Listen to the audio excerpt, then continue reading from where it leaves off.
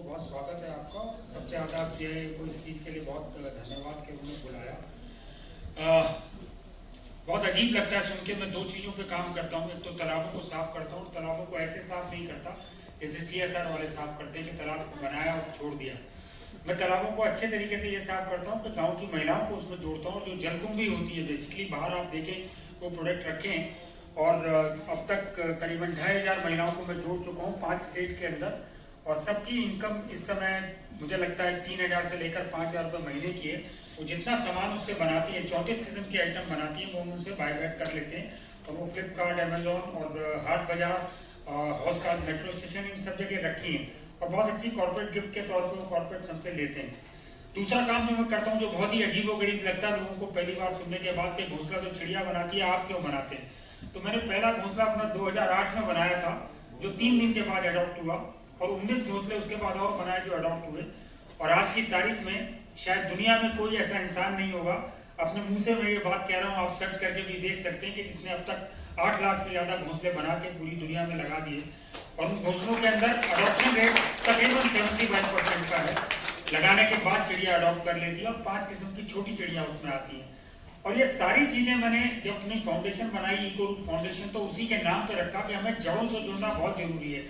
आप पेड़ के ऊपर तो पानी नहीं देते ना, पानी तो जड़ में ही देना पड़ेगा और जड़ में जाना शायद बहुत जरूरी है। और ये बात मेरी नानी ने मुझे कई साल पहले बताई थी कि कभी पत्तों को मत पकड़ो, हमेशा जड़ को देखो कि जड़ को कैसे सींचा जाए ताकि वो चीज फल फूल जाए। और इसीलिए मैंने बच्चों के साथ काम करना शुरू करा। 7000 स्कूल अब तक मैं कवर कर चुका हूँ पूरे हिंदुस्तान के।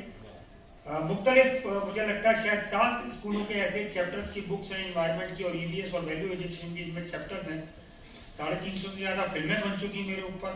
लोग मोटिवेट होते हैं, देखते हैं और जब मुझसे कांटेक्ट करते हैं तो मुझे सबसे अच्छा ये लगता है। अवार्ड तो बहुत मिलते हैं लाइफ में, लेकिन वो अवार्ड सबसे ज्यादा होते हैं मेरे लिए इंपॉर्टेंट जब लोग मुझसे घोंसला बनाना सीखते हैं और लगाने के बाद उसके बाद वो फोटो भेजते हैं कि देखिए आपसे घोंसला सीखा था, लगाया, उसमें चिड़िया आ गई। तो मुझे लगता है वो अवार्ड मेरे पास सबसे ज्यादा है।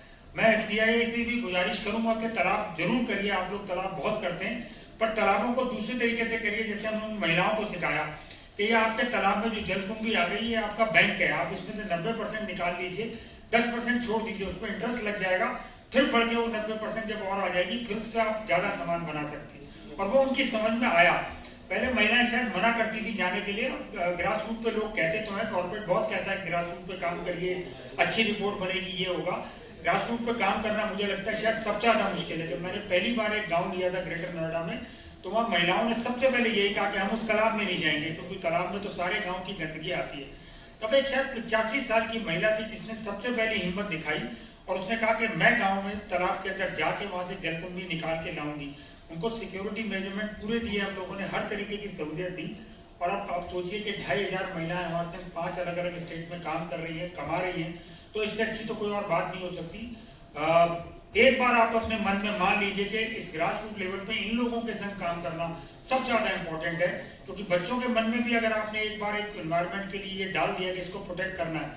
और मैं शायद अपने आप को सबसे बड़ा कसूरवार मानता हूँ 63 साल की उम्र में कि एनवायरनमेंट को इस टाइम समय हम जैसे लोगों ने शायद सबसे ज्यादा बर्बाद किया। अब हम प्रायश्चित कर रहे हैं या कुछ भी कर रहे हैं, लेकिन उसको सुधारने के लिए जो कदम उठा रहे हैं और आप जैसे लोग जो उसमें जुड़ जाते हैं तो वो एक नया संबल देता है, एक नई सेहत देता है। और मैं हर एक को यही कहता हूँ, आप बैंक की तरह चलिए। आप बैंक के अंदर जब तक जमा नहीं करेंगे, आप नेचर में इन्वेस्ट करिए, जब तक बैंक में जमा नहीं करेंगे उस पर इंटरेस्ट आएगा नहीं, पैसा बढ़ेगा नहीं।